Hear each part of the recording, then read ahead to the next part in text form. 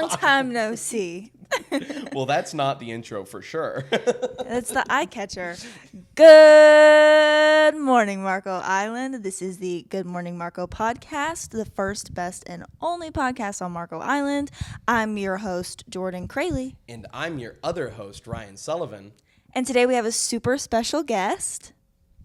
Gina Sisbarro. Multiple roles, but we'll talk about that later. See, we're the ones wearing many hats this episode. I had to slap the knee on that one. Gina, welcome back to Good Morning Marco. Why, thank you for having me. It's always a pleasure to be back in the studio where magic is made. I know, this is technically the fourth time that I've interviewed you. I just realized in this moment. Our second episode of Good Morning Marco, our second interview with you for Good Morning Marco, we ended up not airing because we wanted to make it all about the kids for that one. But yeah, thanks. You said we're not going to rewrite history here. So it was your decision. But regardless, we don't really do repeat guests very often, so this is an important episode. What are we here mostly to talk about today? We got a lot to talk about, but first of all, thank you for having me, and as long as I live, I'm going to make an appearance every year, so just get used to it. All right.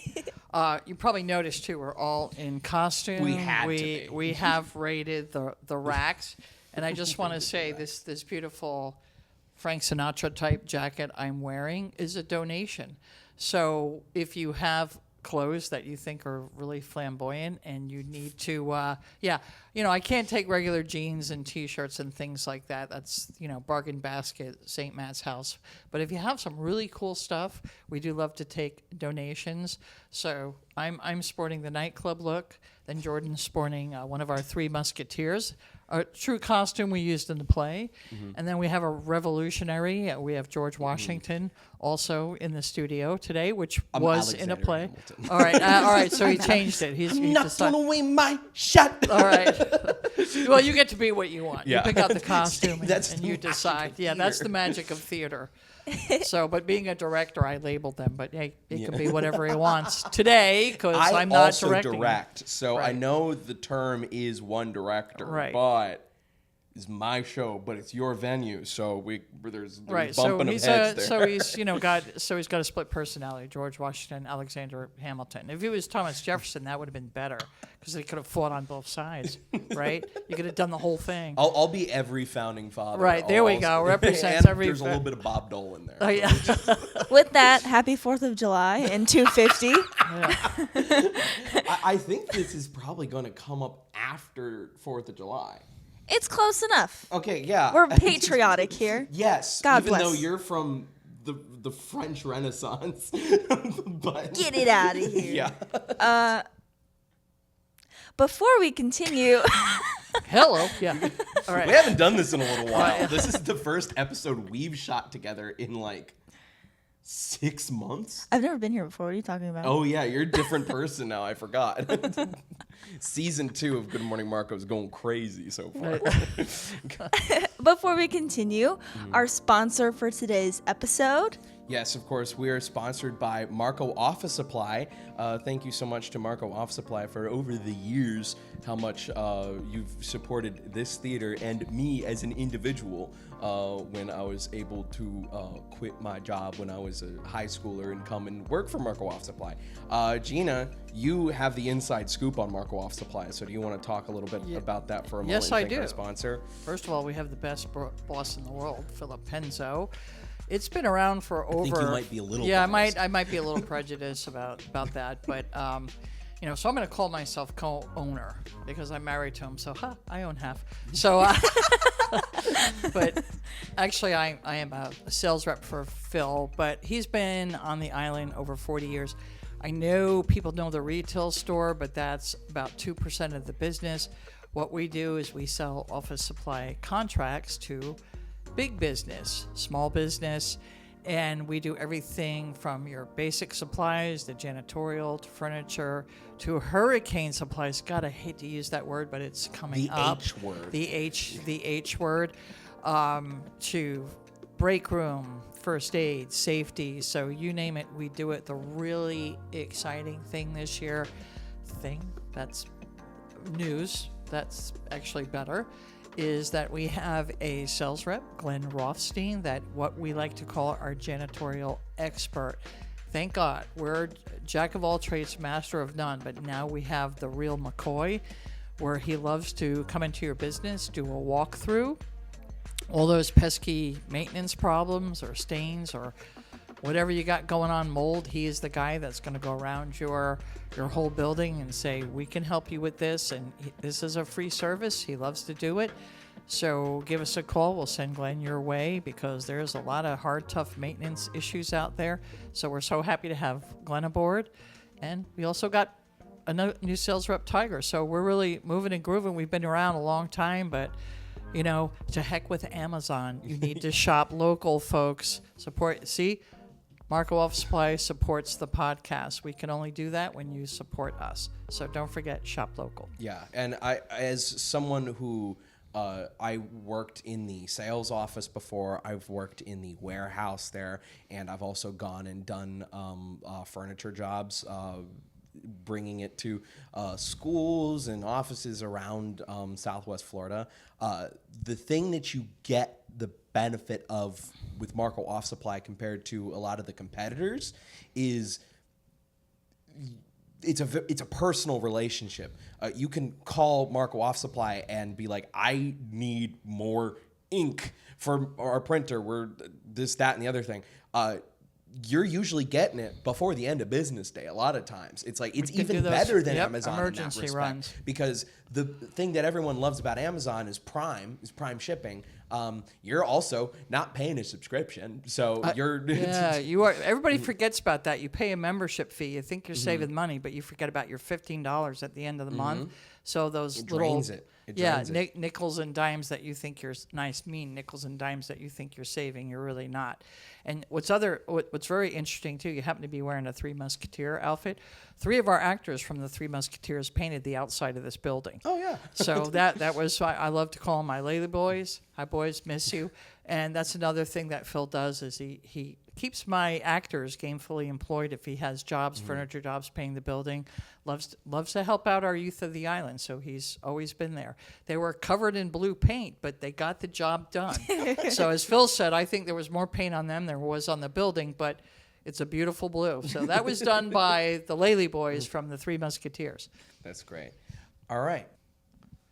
Almost as equally as important, you've got a summer camp coming up.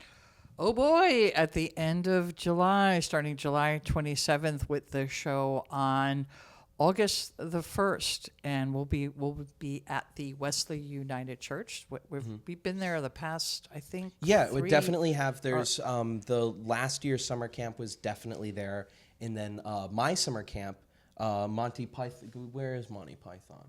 It's you never gave. We're not going to talk about that because we never. Yeah. But no, it's our 3rd year that we're going there, and we love working with Wesley United. They're so friendly. They love having the kids there. We get not only the parents, but we get parishioners from the church that love to see what the kids are up to. What a great. Hi, Nan. What a great group of people. Yeah. They also sponsor Camp Able, too. Yes, right before us. So they're really busy during the summertime. Yeah. So good folks. But what's unique about us is all the plays are original. All right. With this year, sometimes I don't know where I get the ideas watching classic movies. Whatever hits me, I said, you know what? I think I need to write about this. And I think Turner Broadcast was doing Monster Week, and I'm laughing at Turner Classic Movies. Turner Classic Movies. Thank you. And I'm laughing at the monsters, saying, "I remember when I was a little kid, they were so scary. Now I get like such a kick out of them that they make me laugh." And I thought, that's it. That's what we're gonna do. These old-time monsters, Frankenstein, the Mummy, the Invisible Man, which, by the way, you will play because you'll be on the... Okay. Yeah, you'll be the voice of the Invisible Man. This is the first I'm finding out about that. Newsflash. All right. Love H.G. Wells. Witches, vampires. They're classic movies. Do you have the creature from the Black Lagoon? That's going to require a lot of makeup, so no. All right. So, and I don't think I can afford to buy that costume either. But I did think of him. I did list him. But then I thought, how am I going to do that? So it essentially opens with the vampire popping out, 2 kids walking the street, 2 teens, and they're like, "What's up, Pops?" And they're not scared of him whatsoever.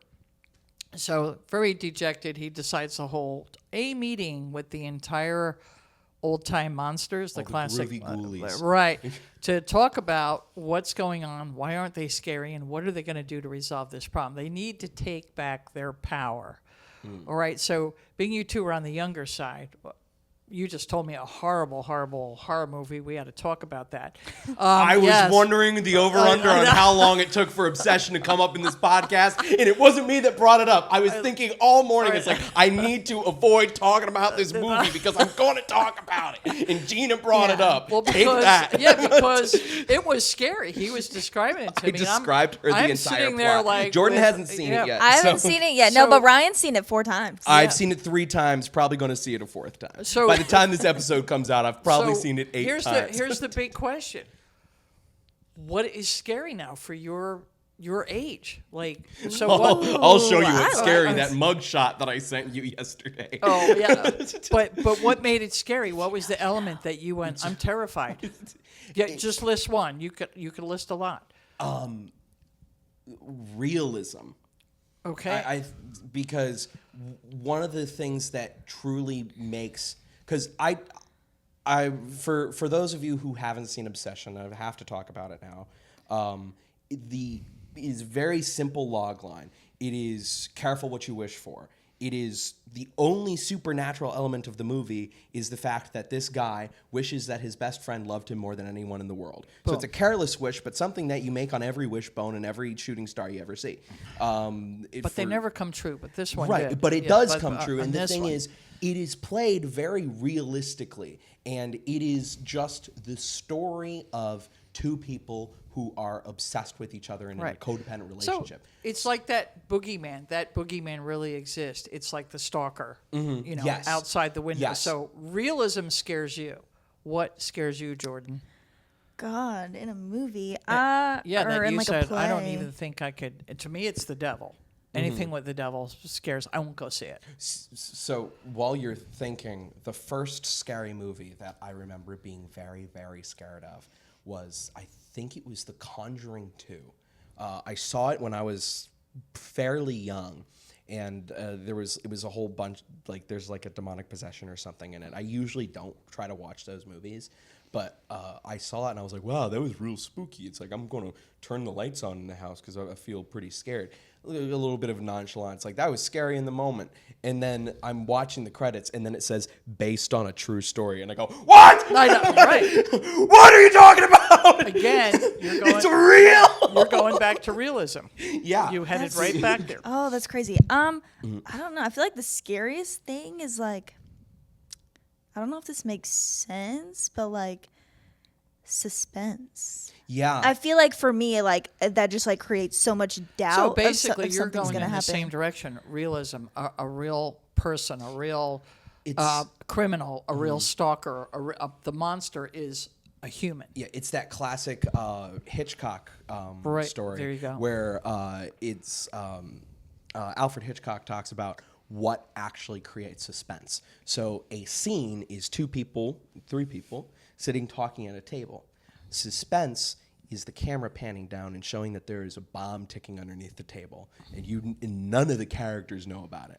I love suspense because that is something that is actually scary, because you know something. It's irony. You know something that the characters don't, and that's the more because it's very difficult to make something like. It's kind of the Monsters Inc. metaphor, because like it comes up in Monsters Inc. too. That also was a thought. I saw the fun little characters in there. There are the villains, so that kind of popped in my head, saying, "Gee, they go to scare school to try to get better." So they have a meeting. I can't tell you what they do, but I'm just going to use the word hostage. All right. To get their way. Now, whether they're scary or not, it's if you don't abide by what's going on. So I don't want to give it away. So it's funny. It is a comedy. I even though it has to do with monsters, I'm very drawn to comedy. Well, yeah, and with, the characters. with Frankenstein, the Wolfman, and Dracula. Right, the Wolfman's there with his little pack. You know, I also think of what's that? Transylvania. You know, the blah blah Hotel blah. Transylvania. Yeah, that perfect kind example. of that's kind of so I kind of taken all those elements and just put it together, and then knock wood. This isn't wood. Yes, not plastic. All right, Not plastic. so I'm just going to say chocolatiers do come into play, and I was on the road to ask a very famous chocolatier if he would make a cameo in the play. Willy Wonka himself? I could be. So I can play this chocolatier, or I can get him, hint hint, Timothy Chalamet? to make a Johnny Depp? a cameo appearance. So The late Gene Wilder? yeah. So it's in the works. All right, just like his chocolate. Let's see if we He's can. not too busy with Dune 3? Yeah, so let's see if and he's a good community guy, so I'm just hoping, you know, he might be afraid that what do I have to do, but it's not a hard part, and it's going to be funny, and I think it's going to bring a lot of attention that, oh my gosh, there he is. We can go off That's the record. exciting. Off the record. Who are you talking about? Can I guess? Yes. Here, wait. I'm actually going to mute it so it's absolutely on the record. That's crazy. That'd be very cool. It was revealed. They're excited. So I can't believe When he's is this taking again? time out of his busy schedule of shooting Dune 3 and 4. So, oh my gosh! So once I get a confirmation, we're gonna put it out there in the press to say Oh, yes, of course, he yeah. will be there, and That's huge. yeah, Congratulations. and hopefully he'll come with the chocolates, which will even be better.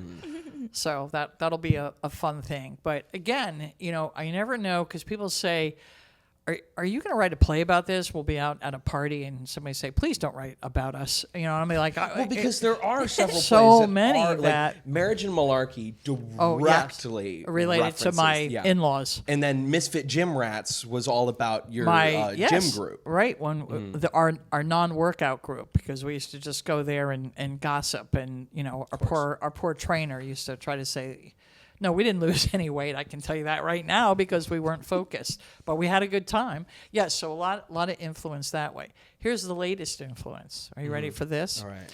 So I'm just going to segue into the middle school. And I think maybe, Ryan, you might want to touch upon, there is a chain. Yes. So Ryan's been my theater partner since we started Sisbarro Acting Studio, but you have to remember this theater goes way back when the Y first started with the summer camps. But why don't you talk about the chain and how it works? I'll explain it to you, Jordan. How familiar are you with the funnel when it comes to theater on Marco? 0. Perfect. Because I assume I don't know if that is perfect. I would hope say, oh yeah, I know all about you guys. Yeah. Well, then I don't have to say anything. All right, So it's okay, perfect all so I can... I mean, I first started in this theater. It wasn't this theater at that time, but I first started acting with Gina when I was in 2nd grade. And then I've gone on from 2nd grade to, we did all these summer camps, all these like main stage productions. I've been involved in and you were in... I was going to say, I must have you recall that Yes, this is how we met. I do recall. I do recall that is a thing that happened. I don't recall the event itself. Building on the lore of this podcast that we met like 15 years ago, and I don't remember. But see, so that makes up for you not knowing the funnel because I don't know that. Yeah. and just real quick, because you said we didn't meet, we knew each other, but we didn't. Talk about Marco Office Supply, our latest sales rep. Came to me and kept using the word Hercules when I met him, and I finally said, what are you talking about? And he said, I played Zeus in your play Hercules. And that was this before is my how time. far back this theater goes. And did I remember him? No, I barely remember what I ate last night. I think fried fish. But anyway, and I was just blown away. And here he is having a baby. He's almost 30. And I'm like, oh my God, that was Zeus? He goes, I played, and I kept... And parents come up to you, and Gina, how are you? And I'm like, good. Yeah, no, Yeah, the because same thing happens to me. I've had some of their kids. I mean, we've been around a long time, but let's get back to what you were talking about. So how it used to work is the summer camps would be like ages 8 to 18.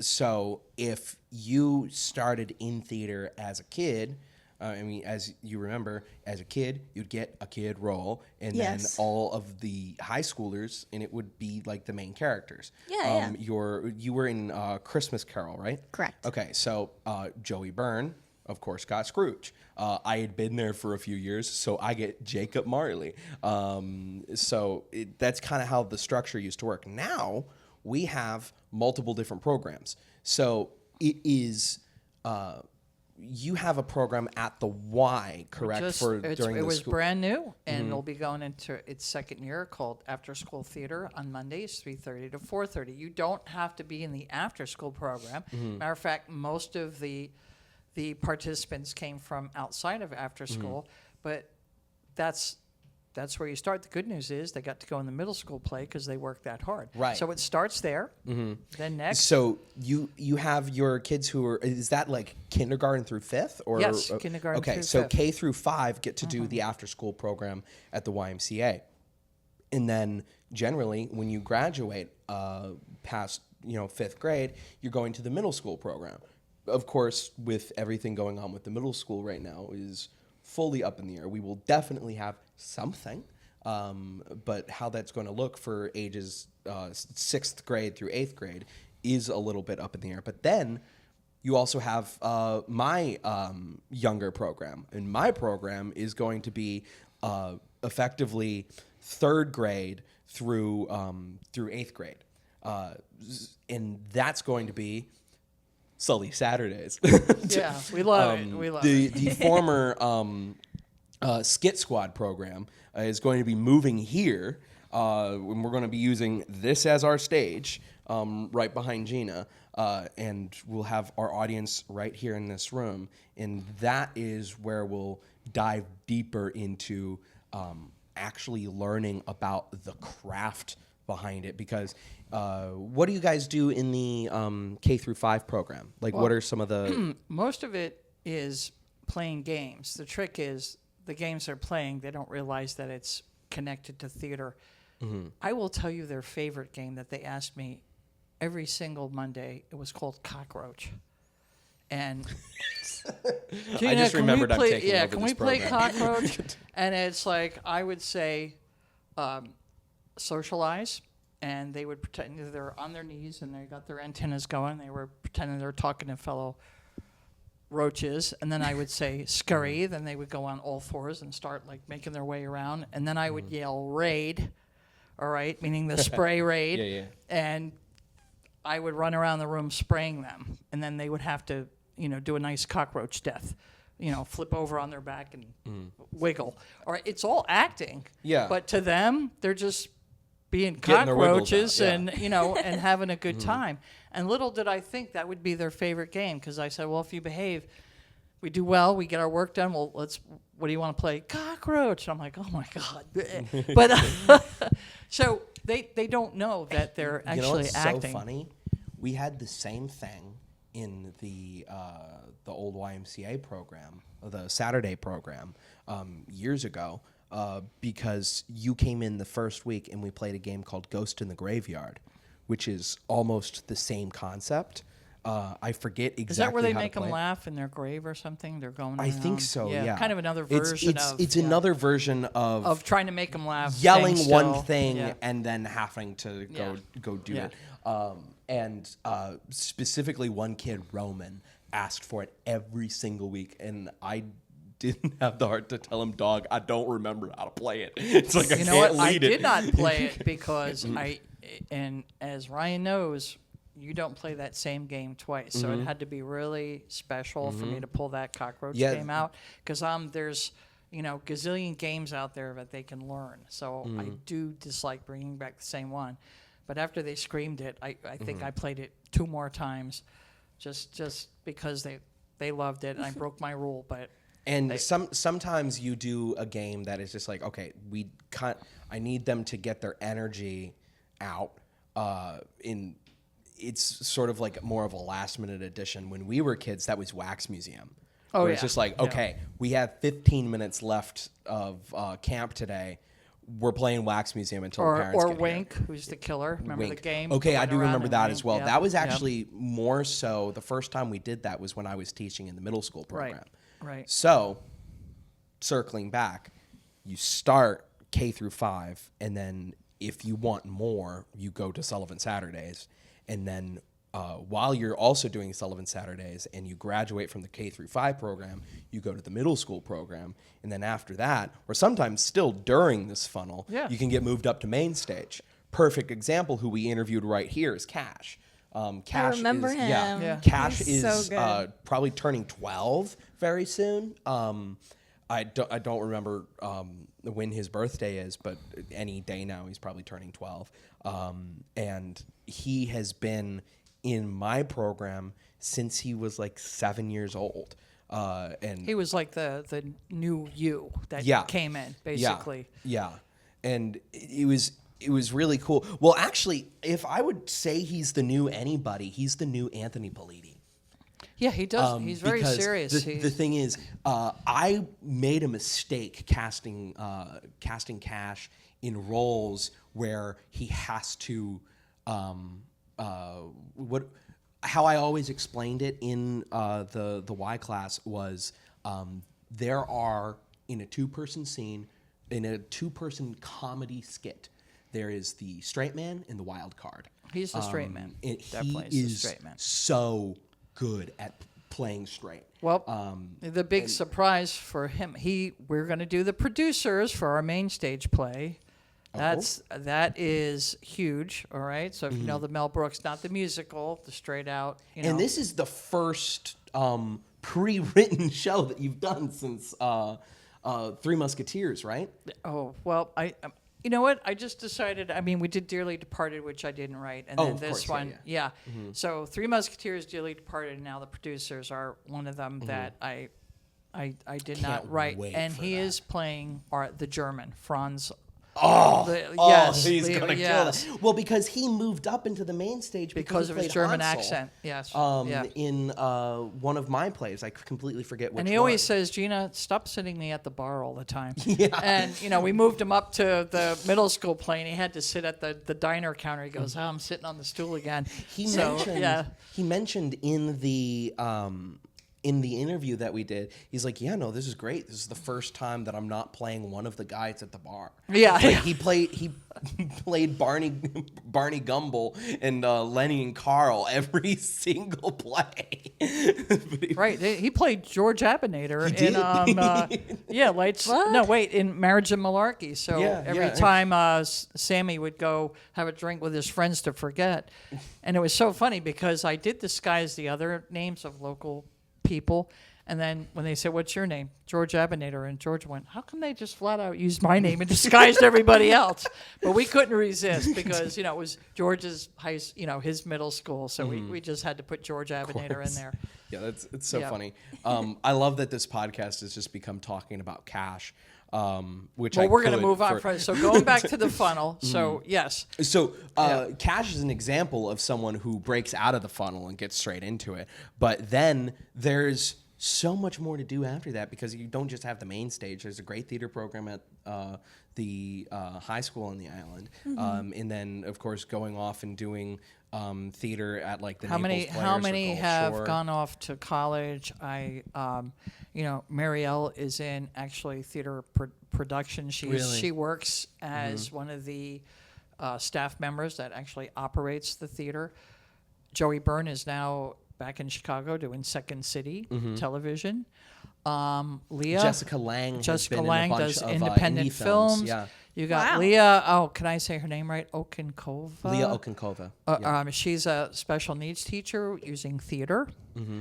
And then, there's, I can go on and on about all those that have taken their theater. Sammy is, am I saying his name right? Zoko? I always say Zuko. Zako. He wants I to, might be wrong, he too. wants to get into politics, and what better way? Theater, all right, because you got to make speeches or write speeches or whatever. So tell me that's not going to put him out in the forefront where he's thinking of possibly a political career. Well, You can't get any better than theater. Yeah. And then Jack is still doing design work for us. Right. Jack does all our posters that we have hanging around. She's really proud of it. Which starting from American Abby, because so we've got 1, 2, 3, 4, 5, 6, 7, 8, 9, 10. She's done 10 posters. Yeah. She didn't do Misfits. So she's got, and how good is that if she wants to get into marketing or community? Well, she wants to be an Imagineer. So work at Disney. And she has all this on her resume, all this design work. Which, circling back to the whole funnel of it all, Jack was in our very first middle school program, the very first year of the middle school program. And they are going into their sophomore year of high school, or sophomore year of college this year. So from 6th grade to sophomore year of college, been in the they've been in the impressive. program.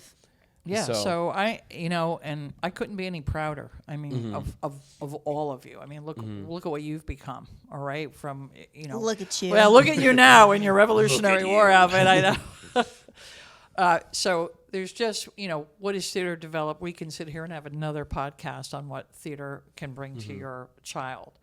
So and we make sure that they only do what they're comfortable doing. We have the best text because they just don't want to get on stage, but they love theater. All right, so it's like, Gina, I want to be part of your theater. I'm like, okay, you're backstage teching. All right, you're gonna learn. You're gonna learn. You're gonna be working with CJ soon.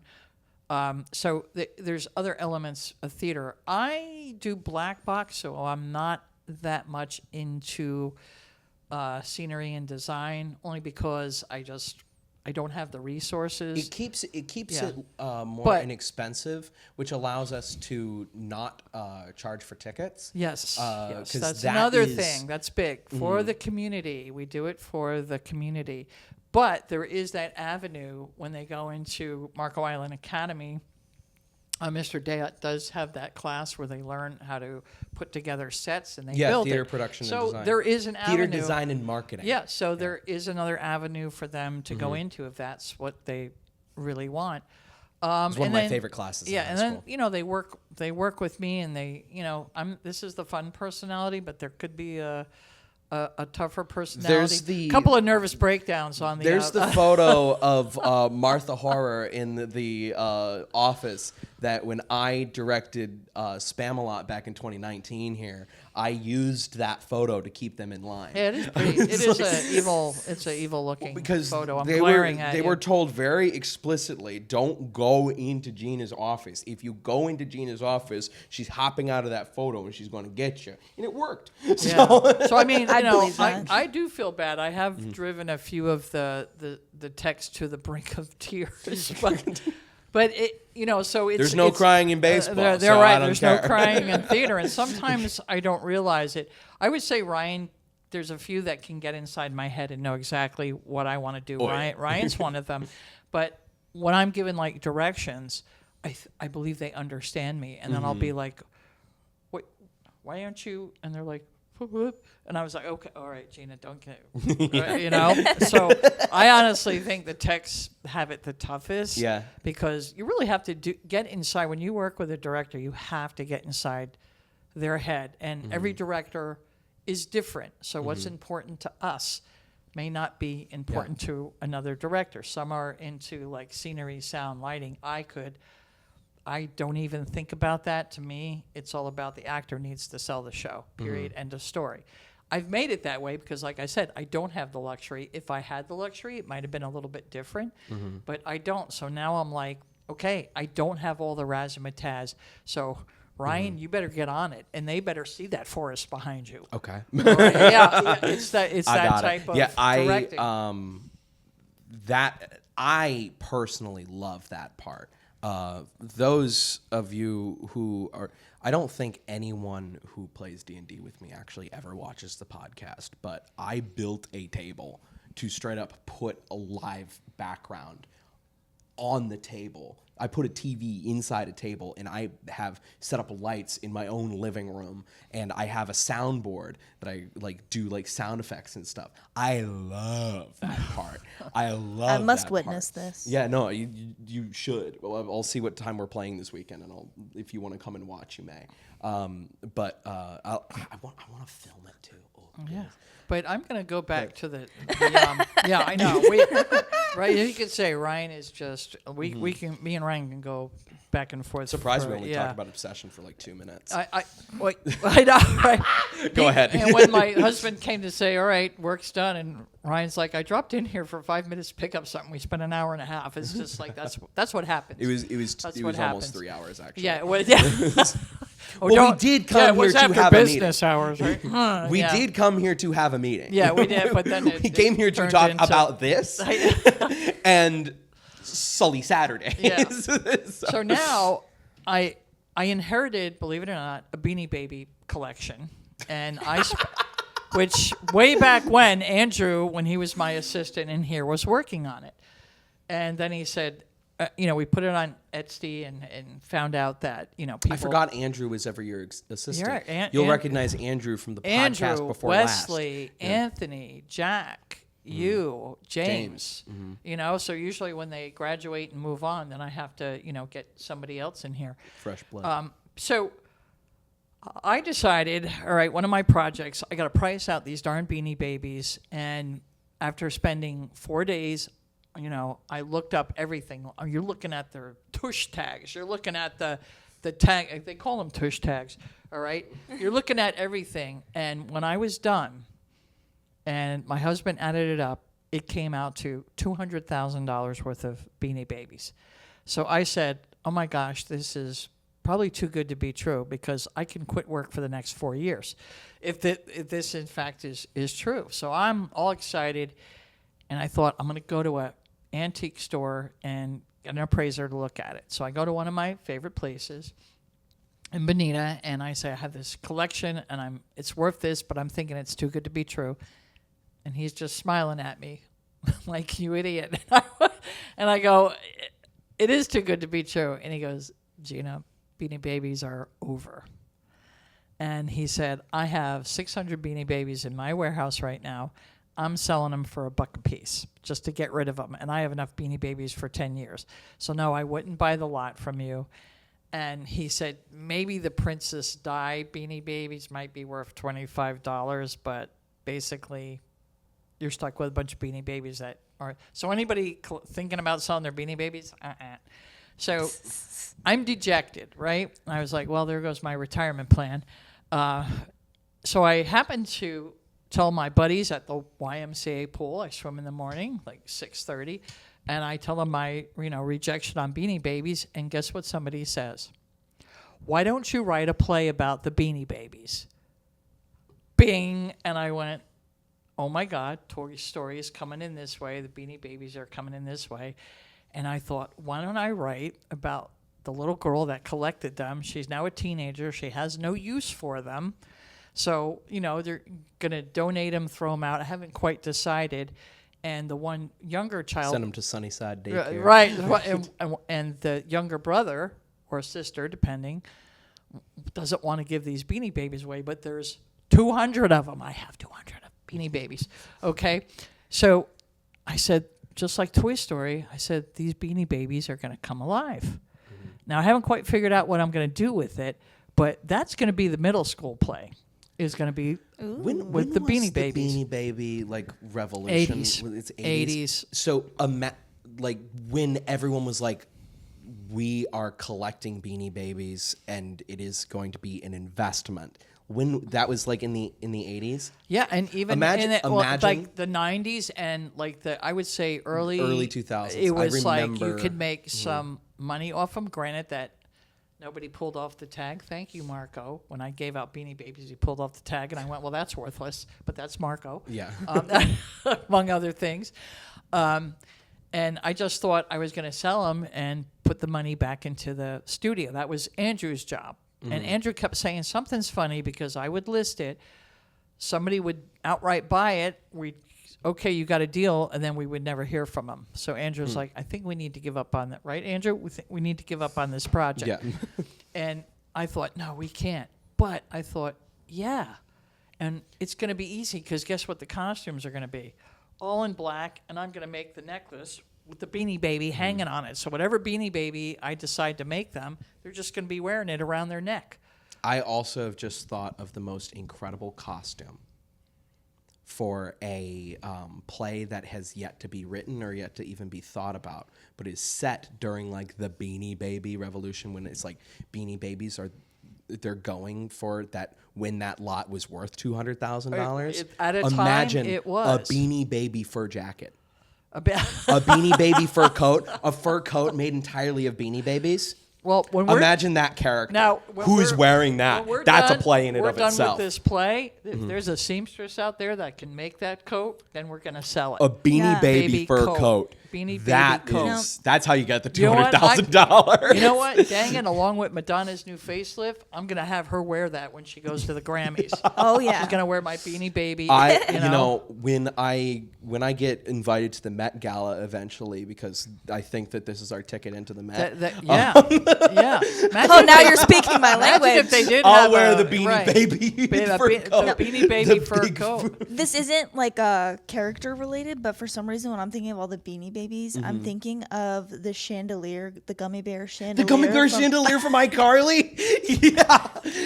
Now with fire retardant gummy bears. Right. So we got something going. We're going to go from play to, to creating that costume. Imagine this cape. person's house. They also have all the old M&M memorabilia. If you want, I think I also have Beanie Babies I could probably give you. I think my sister has like 1,000 of them. I have the Grateful Dead bears.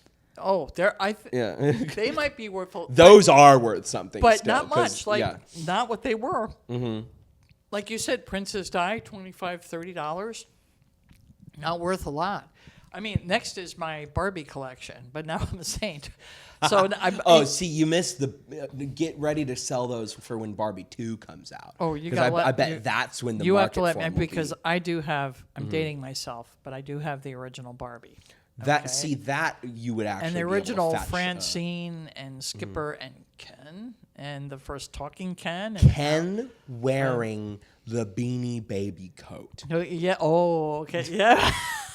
See, you could make another like Toy Story-ish style play where it's like, or maybe it's there's this great D20 campaign called Tiny Heist, where it's like little toys that have like come to life. Some of them are like Lego minifigures, or some of them are like actual like bugs and stuff like that have all like living in this backyard, and they have to break into the guy's house to like steal like food or something like that.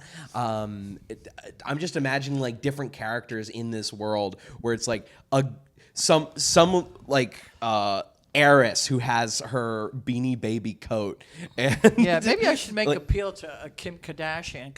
What do they call them? Kim Kardashian? The Kardashians? The Kardashians. Maybe you want to make this beating. I mean, you wore Marilyn Monroe's outfit. What about a Beanie Baby jacket? See, that would just Kim K. We're bringing Beanie Babies back. So Beanie Baby back with the Beanie Baby any jacket. Imaginative designer that's watching this, you need to talk to us because we need to create this Beanie Baby coat. Somebody reach out to Louis Vuitton. Yeah. Christian Louboutin. Beanie Babies, they all have red paws. Right? Complete with tush tags and their head tags. So it's Christian Louboutins, but the bottom of them, it's not the red paint. It's actually the red Baby tags. Animals. It's the tags. Oh my God. Okay, I think we got to you know rein this what? back in. I love this, but I think we got to rein it Yeah, back so I in. think that gets back to, you never know what's going to inspire me to write. So that's, and then I'm just going to talk about something interesting because acting goes even farther. Like you say, well, where do you take acting? We mentioned what our, look what you do. All right. Just last night, I came off a Marco Mystery and History, the ghost tours that we do. Mm-hmm. We just did a show last night. Got hired to do folklore, legends, and ghost stories. and behind me is all the costumes that I pulled because you dress the audience up, a lot of audience participation.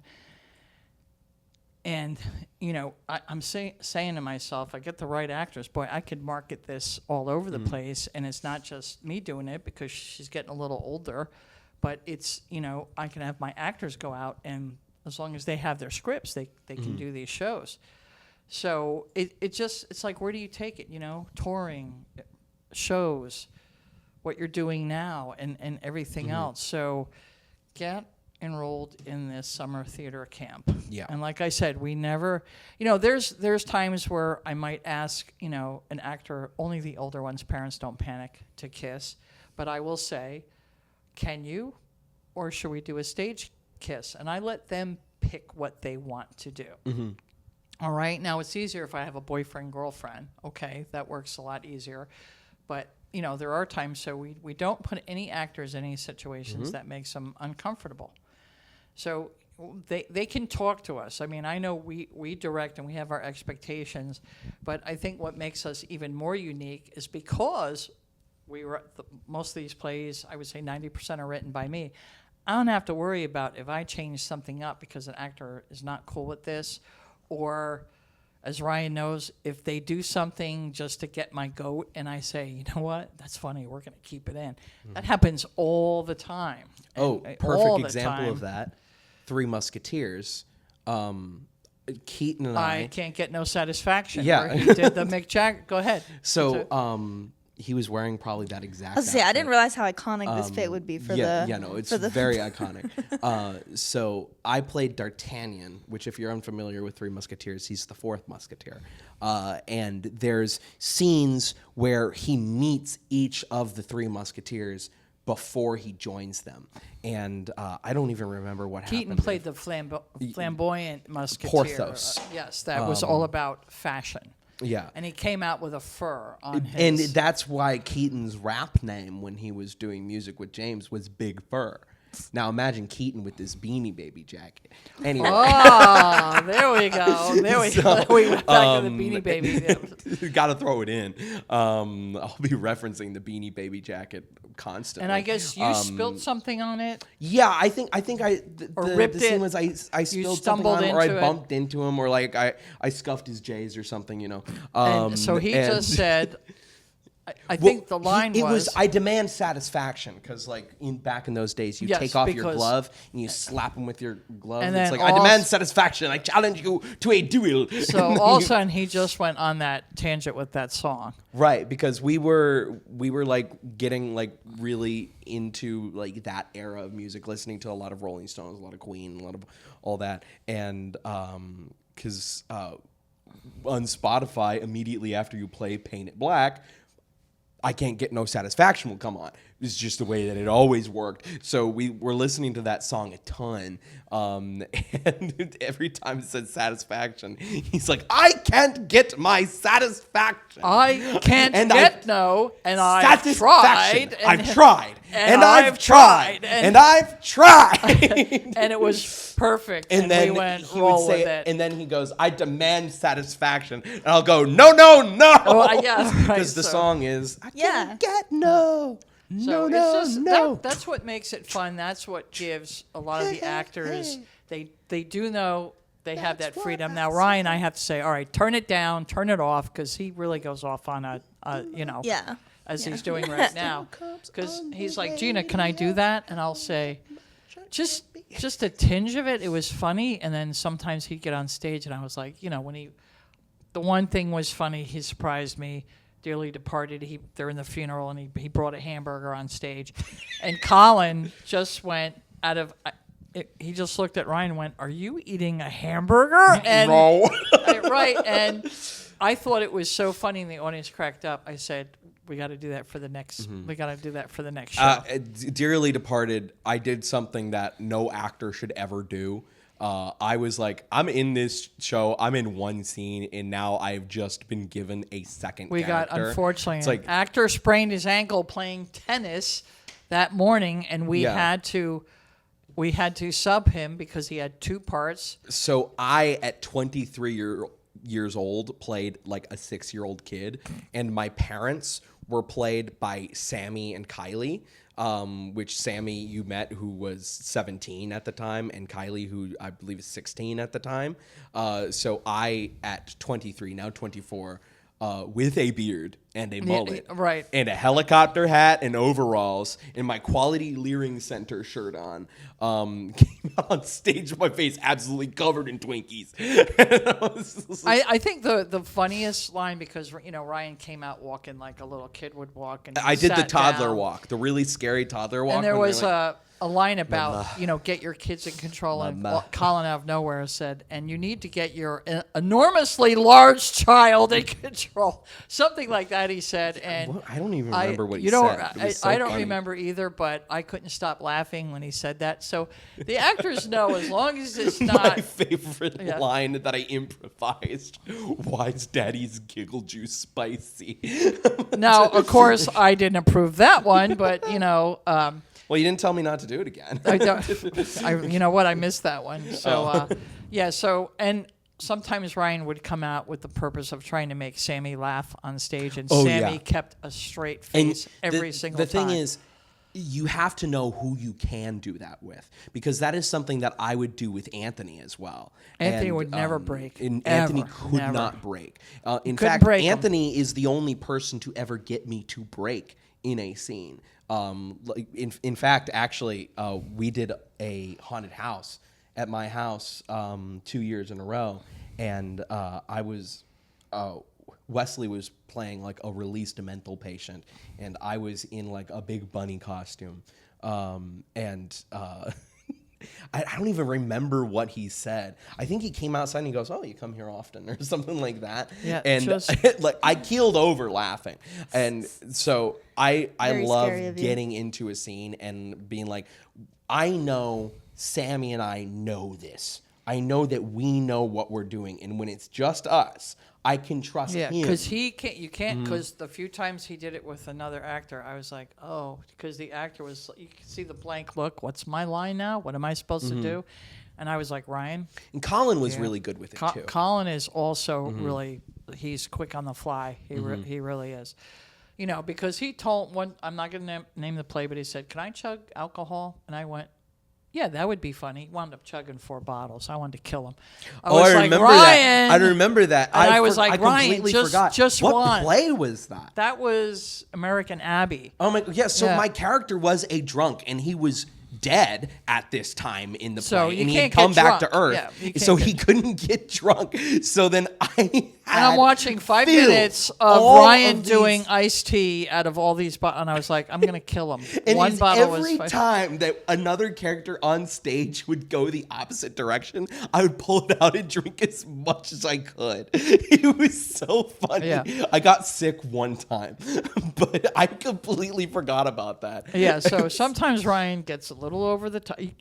But like I said, stick to the bit. That's the important thing. I will bring up the Beanie Baby jacket, and I won't bring up obsession. I have to stick to the bit as hard as I can. It's important. It's important. No, the next play. I don't want to hear the Invisible Man say, "I just bought myself a Beanie Baby jacket." Don't even I go will there. rig a fly system that brings in the Beanie Baby jacket and only the Beanie Baby jacket, and I will be puppeteering it from the top. It's like, look what I have. It's just like the jacket floating there. I know. And that'd be hilarious. Well, good. I hope everybody's remembering these Beanie Babies to say, "I will give you $50,000 for that Beanie Baby jacket when you put it together." No, $200,000. 200,000. We're starting the bid at $200,000. Yeah, what these things are actually. What Can I get 200,000, 200,000, 200,000 going once, 200,000, 202,000, 202,000. That's it. And this Beanie Baby jacket will be all the rage that everybody's going to be like giving us Beanie Babies to, and we'll have orders to make jackets now. This is what I foresee. This is how we're going to retire. You can retire early. I can retire on time. That's my new job. Yeah, that's artisanal beanie baby. Now, you know what? I'm probably going to come in on Monday, and I'm going to see bags of Beanie Babies outside the studio door. How much do you want to bet? Please. You just told me. Yes. You just told me 1,000. All right. Yeah, if you have Beanie Babies, bring them here. We're above Marco Off Supply and Islander Pool and Patio. Just drop them probably off. going to be about 500 hefty bags in front of the. Just make sure I can get in the door. Remember how we said in the beginning of this podcast, donate like fancy clothing and stuff, donate your Beanie Babies too. We need to make 11 jackets. I have an idea. I just need Beanie Babies. And Jordan, do you have any questions? Yeah, right. Yes. I do. All right. Good. For my mental health or Right, for something else? Well, Well, you know how that'd to be a whole solve other that. episode. You've been with him for a couple of years, so. I was gonna say, so since a lot of these are your originals, is there anywhere where people could either, read ones you've done in the past or see some of the ones you've done in the past? Very good question, Jordan. Actually, they are listed on the website, which is being updated for the year. But we have several that I have copyrighted that I would love to go into other theaters, which is Battlefield of Brotherhood, Jersey Fried Tomatoes, Ghost in the Typewriter, Marriage and Malarkey, Lights, Camera, Lasso. You know what you should do? And I will start copywriting the middle school plays because they're all originals. And I do have knock wood, I'm supposed to be meeting with the creative director at the Florida Rep Theater in Fort Myers to talk about these plays. So would I love to see him get out there? So yes, the ones I have copywritten, I would love to talk about it. What's cool about me, all you directors out there and other theaters that are watching this, is I am not going to sit there and say word for word for word. If you asked for a copy of a play to read it, you notice there's not a lot of stage direction because I don't like that. I want the director to see the play and see their vision and block it how you think it should be blocked and how it should be spoken. And that's what's going to be cool about if you do one of my plays, because you're going to have that creative freedom to make it yours, to claim it. So, and sometimes they say that they're saying, aren't I supposed to, when we do a play where, there is blocking, that's not mine. I say, just ignore that. Do what I want you to do. Right. I don't think I'm going to get in that much trouble, but I don't like to write that stuff. I like it to be created. You know what would be a really interesting idea for you?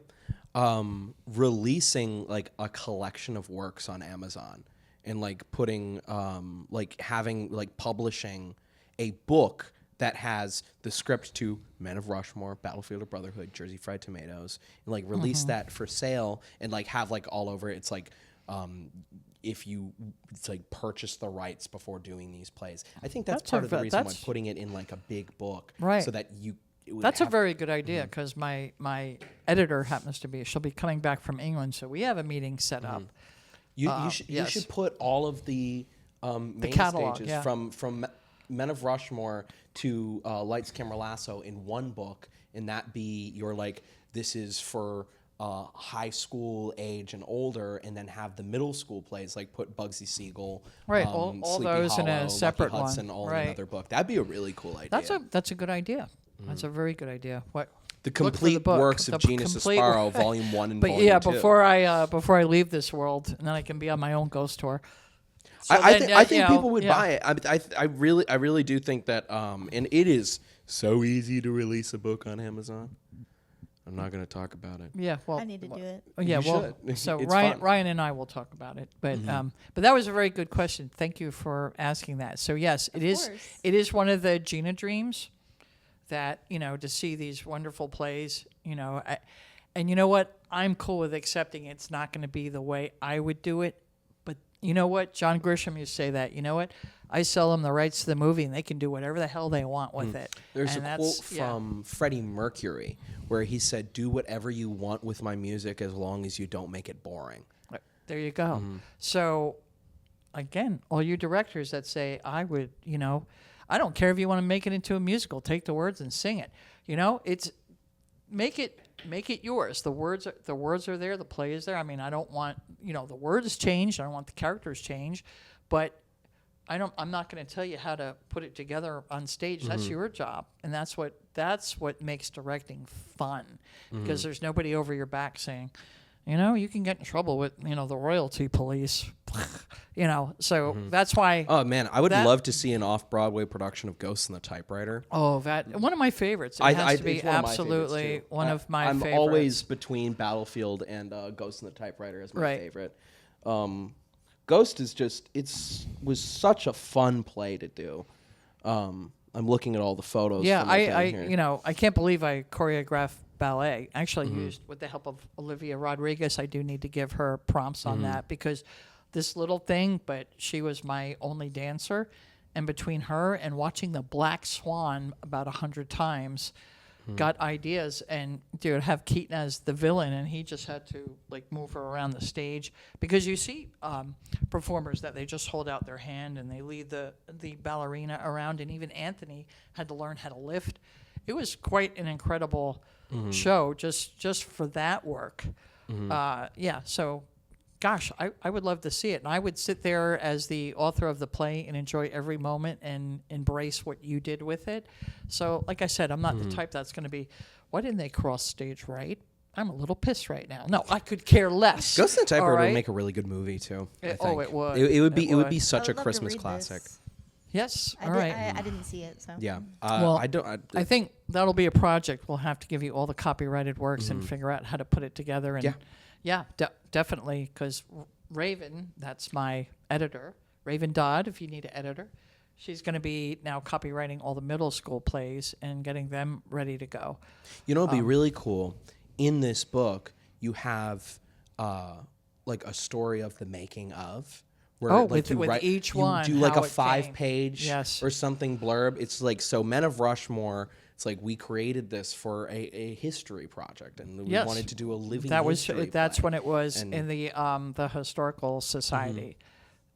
Gail Thawley, I miss you, I love you, but she was the inspiration to, go out on your own and write some history plays. So Battlefield and Men of Rushmore were actually made specifically for the And then museum. Marriage and Malarkey came out of us not wanting to do another Christmas show about ghosts. Well, no, WRRB we didn't do. Oh, we that's didn't- true. Yeah, That's that's true. true. Yeah. And I wanted to do I wanted to sing. I had at that time my actors and actresses had the most amazing voices, and I was like, I need to capitalize and because I normally don't do musicals, but I thought, but I have these great voices, and I need to bring him out. That's where Andrew appeared and found out that he was really talented because he had to sing in a squeaky voice. Yeah.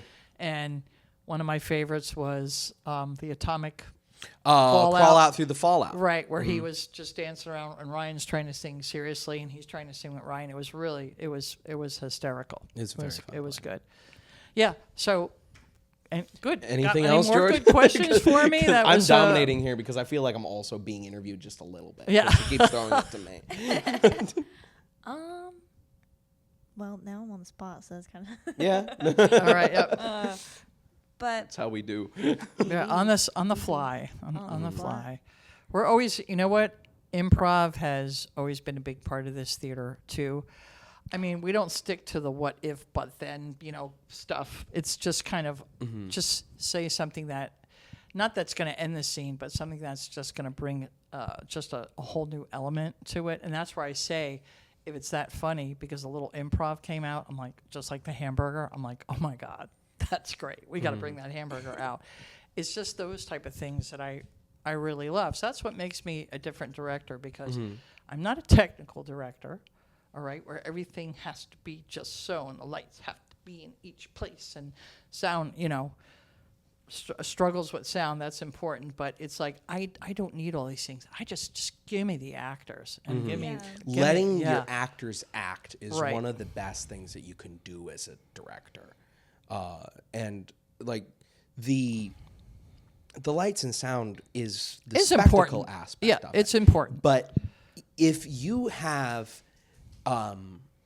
lights and like projection backgrounds and these like incredible props and like furniture and like foliage everywhere, it'll be cool to look at. But if your actors are just, and even though I was at this time I was, and they're just right. a brick wall. That's the thing. If you focus on the acting, you're getting a really good product no matter what. Yeah, and it's always been that. And Colin is, I would say, he's the best with working with his hands, because when he talks, he puts them in one of the classic things he did when he's talking about the headstone, and he goes, "Rest in peace." Like he just Yeah, knows how to use his hands and his body. So he's and his eyes, and he's one of the best at that. So Colin's going to go really far. There's a lot that can go far, but Colin I just look at and he does it naturally, and I let him do it. Like I don't even want to say do that again, because then I think he's going to feel like it's now awkward. So I just let him go, and it just flows. And you guys have no idea, but I sit in my seat and I'm going, oh God, that's genius. It's genius. And I can't give like big heads because we got a couple of shows to get through before I say that. But a lot of times I'm just sitting there going, I didn't make that happen. They made it happen. It's just sheer genius how they did that line. Sammy gets kudos for emotion because he has played just about everything from a bad guy to a cheating husband to somebody that's always trying to fix things, the fixer. So, I would say his emotions are, because he can play every part with the right emotion. Like I said, I can pick something out of every actor. Like you said, Cash the Straight Man. Yeah. He does a really good job, like reacting to people. I mean, you take Megan Moody. She was in my middle school, and aside from that dazzling smile that she had, there was no doubt she was the best dancer when we did Lights, Camera, Lasso. And it was okay that your eye just went right to her because, when she did that leg twirl and everything was just spot on. But the best thing is I could see my dancers dancing it really well, but their face said, ouch, right? Or you could almost see the breathing. But Megan had this beautiful, that smile was on her. She sold that dance, and she made the can look so easy that I thought, gee, I could do that just watching her. Yeah. Because she made it look easy, where the other actors, they did it, but you saw the struggle a bit, not entirely, but Megan just sold that dance. So, I could pick something in every actor and actress that I'm looking at Megan going, God, she's beautiful up there. She's just absolutely beautiful. Look at her go. And even in all her scenes when she's waving, like she's one of the, and that smile and the costume, and I'm looking at her going, okay, fabulous, just fabulous. So it doesn't need a big part, or there's something everybody has to them. So, Gina, you are a writer, a director, a prop master, a costume designer, a theater owner. And you go to every one of your plays. You don't just direct and then you're done. So you are even there managing the performance itself. From the initial idea, from you going Beanie Baby jacket to closing night to cast party. From initial idea to cast party, what's your favorite part of the process? When it's over. No. No, my favorite. That's not part of the process, because I specified till gas part party. Of the process. When there's two favorite parts. The read-through, when the cast gets the play for the first time and they're laughing because I watch so many shows, and you see the actors, in Hollywood, they're reading and they're acting and they're responding to it. And then you see your cast responding to the words that you wrote, and you're like, okay, they're digging it. So that's exciting. And then when it happens on stage, because all the work in between, it's a lot of work. Not just me, every single actor, by the way, which is volunteer. So God bless all of you that put in so much time and energy to this. I can't tell you how much I love all my actors. But to see it actually happen on stage, and it gets, even with the mistakes, the comeback, because that actor just picked it up like it didn't even happen. So, and then then they take their bows, and then I'm sitting in that seat saying, oh my gosh, that was amazing. That was, because you remember when they first read it, the journey, and to see it actually happen. And then you're sitting next to somebody like Charlie Blum, my friend that's been a promoter and in so many plays, laughing so hard and turning to me saying, they're unbelievable, they're unbelievable. You know, like when you have somebody like that, you know, Yeah. knows theater and just respects the actors and what they did. And they're kids. How did you get them to do that? We can't get adults to do that. Yeah. You know, truly, it's harder for us because, you know, we got to pay bills, clean our houses, go to work, take care of the kids and everything else in between. So the script isn't in front of us where your age, even your age, all right? But, you know, you got in the work world. But, you know, the students, because that's all they do is study, memorize, take their tests. It's kind of like the same thing. So they're full on. It's a natural ability for them to memorize their scripts and perform it. And you just look at the personalities. I mean, just the producers. I know exactly where I'm casting everybody. I just know because of all the years. Then the ones that are just starting off, you put them in little roles and see how they do. And then 2 years later, boom, they're ready to take on a major part. But I think that's it when I just look back and just say that was incredible. So from the first read where they're laughing and I say, because I'm the writer, and I was like, okay, they like it. All right. And then that show, and I call it, they nailed it. All right. And just that moment of pride. And it's like, and then I go backstage and say, okay, same thing, only better. And they go, "Ah." But that you can't say, oh my God, you guys, it's like, you know, I'm in tears. I always cried the last show because it's very hard to say goodbye after working so hard for, and I think I broke down when I said goodbye to one of my techs because he's off to college and I couldn't even look at him. I just started crying in front of the audience.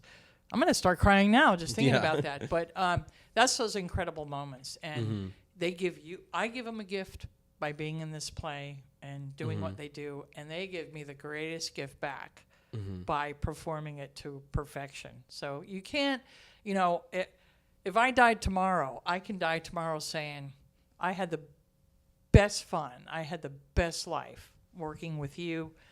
I'm getting emotional again now.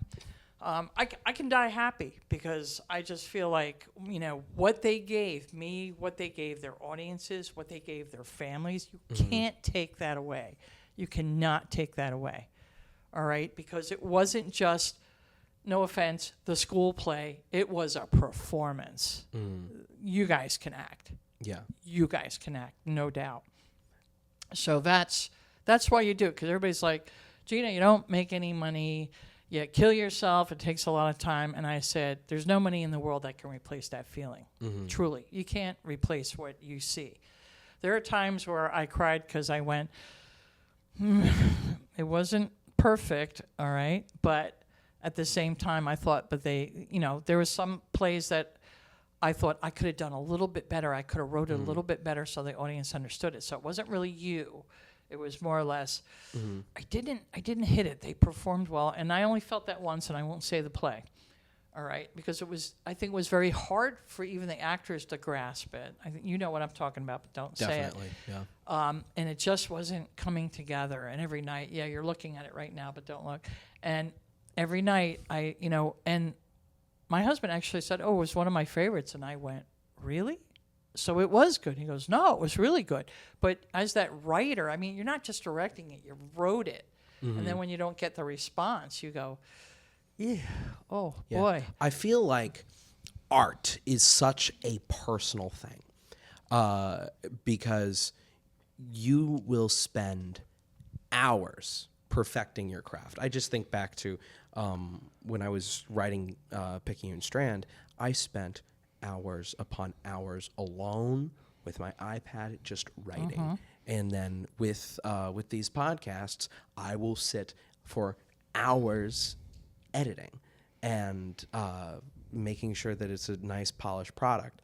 And art being such a personal thing, the sharing it is the scariest part, the riskiest part, is sharing that piece of your heart that you put into it. But art is created as a personal form of expression, but to be shared. And it seems like your two favorite parts is the first time you get to share it with your actors, and then the first time your actors get to share it with the audience. Because you are letting them into a piece of yourself. It's your soul. It be someone talking about haggis on stage for 10 minutes. If I told you the research to find the most bizarre foods for that play, whether it be some like incredibly silly scene, or it be a Confederate and Union soldier who grew up as best friends, who ended up on the wrong side of history from themselves and sitting there crying to each other. It is one of the most sincere forms of self-expression. And I tell you what, Ryan, that is the only play where people came out crying because of the ending. And I remember one father came up to me and said, "Thank you for turning me into the biggest sissy ever. I cried like a baby." Yeah. Especially when you sang the song at the end. So that's when that impact hits you, like you knew it was good. But then you're like, no, it wasn't good. It was great. Yeah. It was great. One of the things that Phil and I were just talking about you the other day, because you played his dad. Yeah. You played his dad. Now, Ryan had the privilege of meeting the Mr. Penzo. Yeah, I've never met in real life a character I played before. Right. That was really interesting. So he knew the voice, he knew the body. And then, Ryan and I do talk a lot, so I would tell type stories about my in-laws. So talk about grasping the part, and Phil couldn't stop laughing. Got to throw up the picture of me and Jack as the elderly couple. That's one of my favorites. And she had, I do more for myself in the editing booth. Because when we were talking about the haggis, when they were going over the what was it, the 50th anniversary party was the whole thing, and the crazy caterer that came in by your the son. Yeah. All right. And to see Ryan's character just built, like he would throw out little digs, but you just saw like the smoldering till finally, boom, and where he blew up through everybody. It was genuine too, because I got into that character. I got into the heart and soul of that. I was like, it's like, this is my money that we are spending. It's like, I don't want it. And it was just like, because you're listening to all this ridiculousness, and it was finally like, that's it. And he blew, and it was so, and then Phil's like, oh my gosh, yeah, because my dad takes it, and then he finally blows. Yeah. So but that was, like you said, it's one of those things where you had the privilege of actually meeting that person, and I mean the voice too. He had the voice. I mean, he had to have a Turkish accent. I think I ended up going more Yiddish with it than but I intended it was to, definitely the voice and the cigar. And the walk he had. I'm going to go outside on the lanai and smoke a cigar. Yeah, it was. He had the walk. He had everything. So when I learned the shuffle.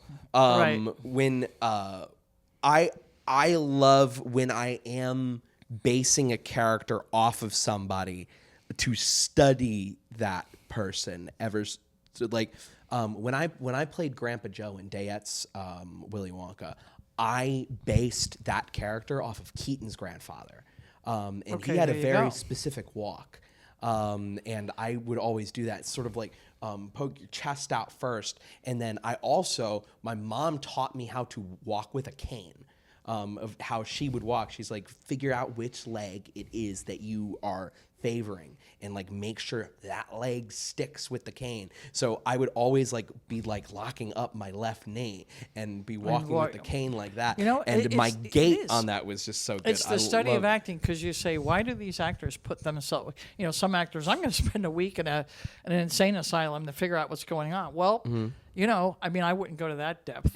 I'd rather read about it and watch a few movies or documentaries before I would put myself. But, acting is such a study. And it was a privilege that you got to play that person. And I'm sitting there saying, you got him. Yeah. You couldn't be, if you, even if you look at Sammy and Kylie playing me and Phil. Yeah.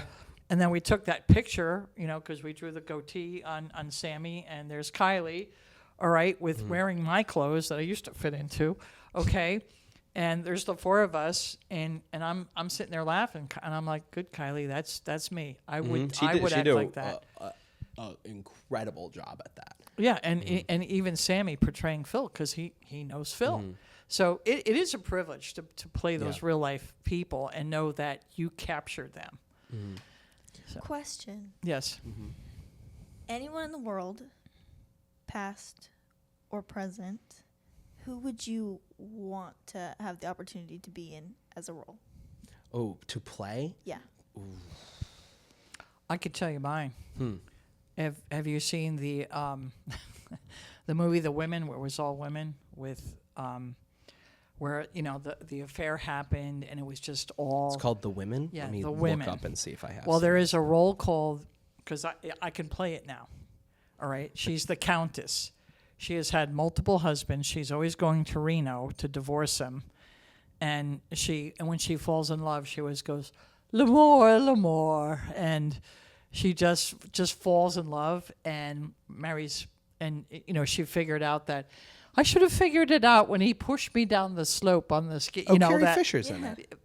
Carrie Fisher and Bette Midler. No, Jada Pinkett's. that's the new version we're talking. Okay, not the 2008 no, version. No. Okay. So is Claudette Colbert in that one, or From 1939, yes, The Women? Yes. And okay. actually, Joan Crawford played the affair. Norma Shearer, that's Joan it. Crawford, and Rosalind Russell. Yes. That's I would want to play the Countess that had the multiple husbands, and Hey, the remake came out 18 years ago, so it's time for a new one. Yeah, or So. I would do or I would do Gypsy. I would love to play the stage mom. And I would love to do that. When you said number at Gypsy, the I end. thought you were going to say Gypsy Rose, and I'm like, what? Well, it is Gypsy Rosalie, but I would play the No, mother. I meant Gypsy All right. Rose Blanchard. If you Oh, don't know who that is, no. then I don't need to explain So it right now. that It's would been be long mine. enough. I have two with that number one. Just give me the Countess. Let me tackle that role. Ryan? I don't know. I think one of my favorite roles to play, as in like actually embodying a real life person, I already did. That was Theodore Roosevelt. Playing Theodore Roosevelt in Men of Rushmore.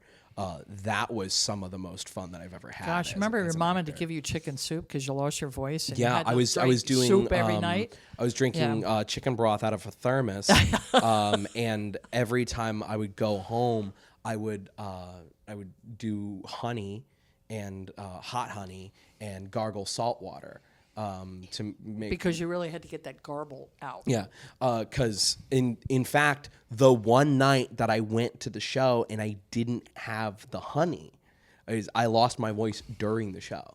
I was on vocal rest for a week after it because I probably really damaged my vocal cords. But I'll do it slightly away so I don't yell at you guys. But it was.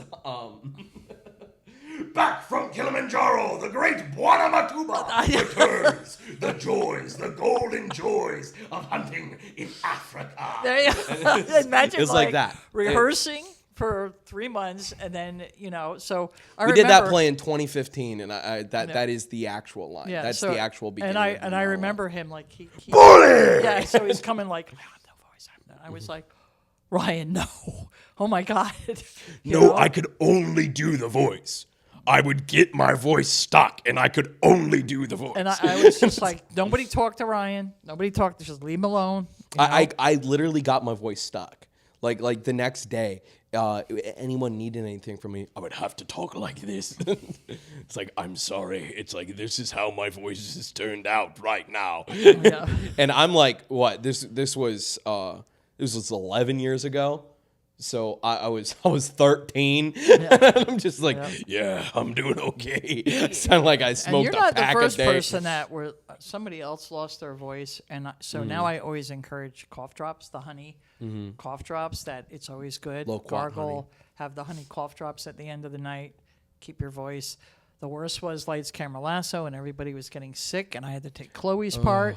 I had to re-choreograph the can with 5 girls, and then I had to play her cowboy.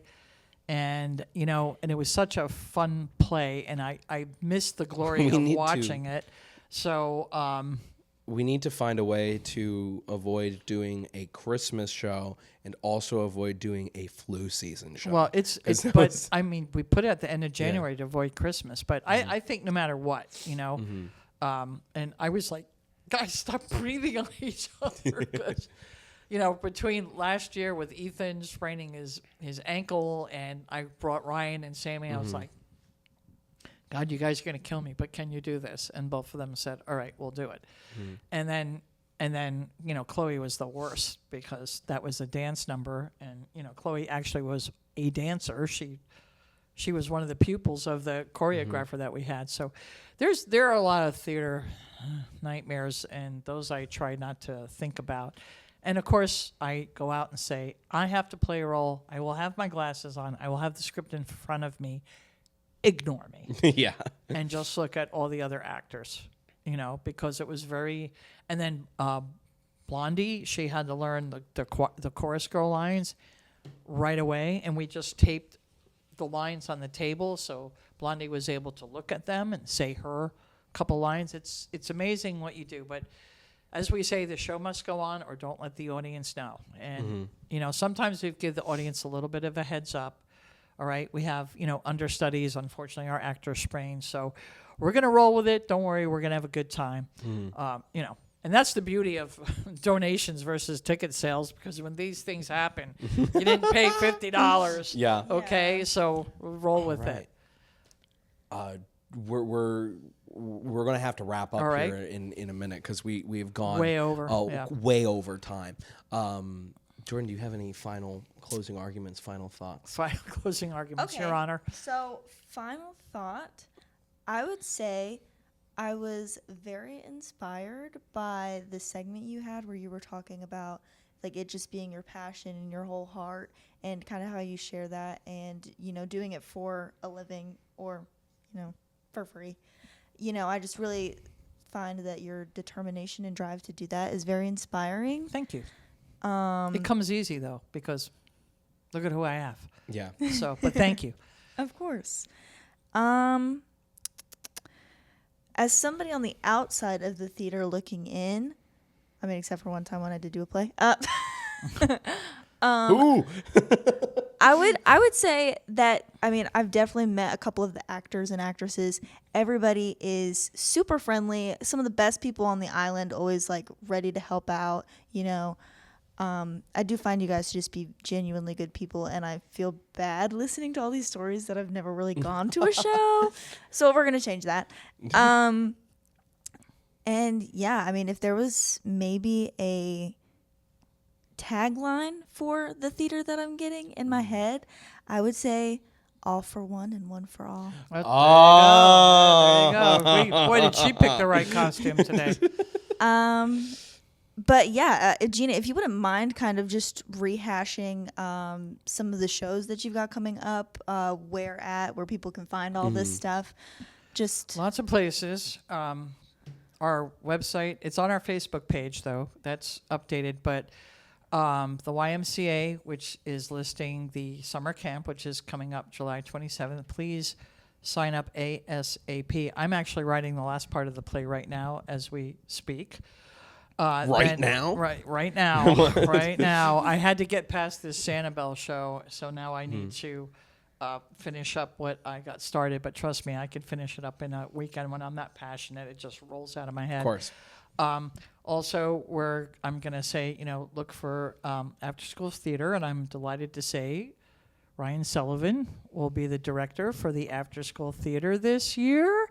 So Look out. Specifically the one at the YMCA with the K through 5. Right, the K through 5. Then look for, what do we call it now? Sullivan Saturdays, where it's going to be more, not so much the game playing and the acting, but the more in depth behind theater and what it takes. And he's done a really great program before.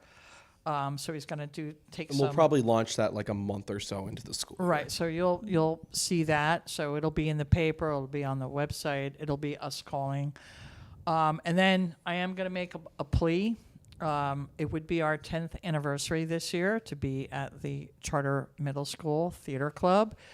And so I'm asking the board, don't forget us. This would be our 10th year. We are vital to the high school because the majority of those wonderful actors that just finished up Frog and Toad and his plays Torch, they're in this chain. And if we don't have the middle school, then we can't feed A vital part of the funnel breaks up. a vital part. And I remember, because a lot of my actors are with Mr. Dayot, and he's in tears saying this is one of the best years he's ever had because the theater program has grown so well, and now he's got all these wonderful actors with him. I would like to keep that going. I don't want to break the chain. So I'm asking the Charter Middle School, the board, please get back to us and say, we know we have some administrative changes, but don't you worry. You will have your theater club, which we want to start in October, because if we don't hear from you, then we have to find another avenue. We don't want to. We love where we were. We love the students. We want to continue that on. So that is my plea. Please reach out to us and say, do not worry, your club will be there. All right? So that's number 2. And of course, we will start our main stage rehearsals in October. So look for us we're always the last weekend in January. And, let's just keep this going because, when Gina gets in the wheelchair, it goes to Sully Sullivan over here. All right. So it's going to continue on, and then Ryan's. Well, we'll need to get you a theater on the bottom floor once you get in the wheelchair. So right. Yeah. So because that's the only reason I'd have to take over, because we'd have to carry. And then you upstairs. Ryan's going to be looking at who he's going to be looking at. Who knows? It might be Cash. Yeah. In high school, we don't wouldn't be know, surprised. but we hope to keep theater forever in the hearts of Passing the torch. yeah. So, one of these days I'm just going to be sitting there with the big book watching my plays on stage and watching Ryan do his thing, and who knows who's going to come up after Ryan. So keep theater in your heart, keep it in your soul, keep it in the community, keep it going. That's great. If you do want to sign up for the YMCA Theater Camp, you can go online to YMCA of South Collier right now and go to the summer camp section, and then it is under theater. There are 2 sections that it looks like it could be under, because one is performing arts and the other is theater. It's under the theater section. So make sure you go there. I'll have a link to the actual sign-up page here down in the video description as well. And then there'll also be a link to the Sisbarro Acting Facebook page and the website, so that when we do officially start receiving sign-ups for Sully Saturdays, and we also begin advertising for all the programming that's going to be coming in the upcoming school year, those will be all available as well. Gina, thank you so much for coming on the podcast. Thank you so much for having us. It's always a lot of fun, always great memories, great questions, and thank you for allowing us to get the word out about the wonderful world of theater. Yeah. Jordan, where can they find you? Oh my gosh, it's been way too long. I was like, why are you staring Yeah. at me like that? I was thinking maybe you might say it to me, so I was giving you a second. That's a lie. I wasn't. I was trying to No, I remember forgot what we say. do that. I was Yeah. just like, I'm like, he's going to go straight for the outro. No. I guess this is part of it though. But you can find me on mostly Instagram I'm going to heavily promote Current Creations FL. That is going to be the marketing business that I run. If you are looking for even just some photography or videography for your social media or for commercials, etc., radio, I can write some scripts, whatever. Please feel free to look at the portfolio I have on there. And Ryan, where can they find you? You can find me at Real Ryan Sullivan on Instagram. Things are currently a little bit weird with my website, so I'm going to pitch it anyway. www.ryanmsullivan.com. That's RyanMSullivan.com. Should be able to completely keep up with any projects that I'm working on, you can also buy my book on there if you want to. It's good. Thank you. And then also, I'm working on a short film right now, so that will be within the next year or so. I just started writing the script this last week. I watched the same indie horror film 3 times, so my I kind of goodness, was like, yeah. I And must the Beanie create. Baby jacket And will Beanie Baby jacket will be available featured. on my Etsy store. There will only be 11 of them. So Why do I feel like Soupy Sales when he told the kids to go in your parents' wallet, get $1, and send it to me? I feel like the Beanie Babies are steal gonna be your like, parents' credit card. right? to Or go into their collection of Beanie Babies, hefty bag it, and leave it out. hefty bag it and leave it out here. You double hefty bag it because Right. it is rainy season. Yeah, so double hefty bag it. Don't rip the tags off. Keep the push tags Not on. rip the tags off. yeah. And if you have ripped the tags off, send the tags too so that we can make the Christian Louis Vuitton Yeah. with the little TY tag on the bottom. Anyway. I'm excited to see how this works out. Yeah. Yep. I will make the jacket. I sewed my own 2 pairs of pants together to make one pant. I can do it. So shout out to my pants that I made. But also remember, Marco Off Supply is the sponsor of this Yes. episode. Thank you so much to Phil Penzo and the whole Marco Off Supply team. Go and call them. I can't remember the number anymore. 239-394. What? That's the store. No, 775-7513. So 239. It's on. Actually, can't read It's that. on there. 775-7513. Remember to keep it local. If you do, you shop local. We can support the community, but if you don't shop local, then we have to close our doors and can't support things like this wonderful podcast that Ryan and Jordan do. So just remember, you keep your communities open. And we all help out each other. Don't close down the sidewalks and the malls and all the people. Don't shut down the businesses. It's important. It's important. Shop local. We're done Okay. on ours. So it's perfect timing to the wide shot. Gina, thank you so much for joining us once again. You are so Thank welcome. Thank you.